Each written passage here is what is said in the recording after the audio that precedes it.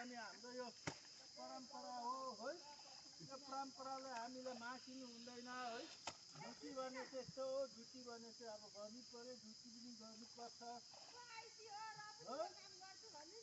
तर अब यस्तो हो नि, गर्नुपर्छ। यो खेतीपाती भने चाहिँ हामीले छोड्नु हुँदैन। अहिले सिक्किम गभर्मेन्टको भिजन नै छ, हाम्रो सिक्किम गभर्मेन्ट अब गोले साहबको अहिले भिजन कस्तो छ, अर्ग्यानिकतिर हामीले एकदम हामीले त अर्ग्यानिकमा यो नानीहरूलाई देखाउनु पर्छ, यो नानीहरूलाई यसो गर्नु उसो गर्नु।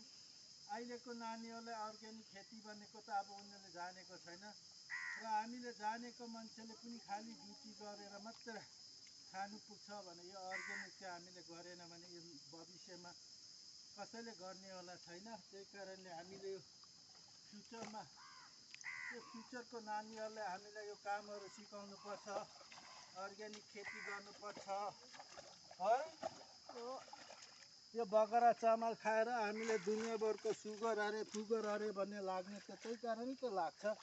र हामीले अर्ग्यानिक चामलहरू खायो भने हामीलाई सुगरको डाउट पनि हुँदैन, सुगर लाग्ने चान्सेस पनि हुँदैन है। हो ल अब के हो यो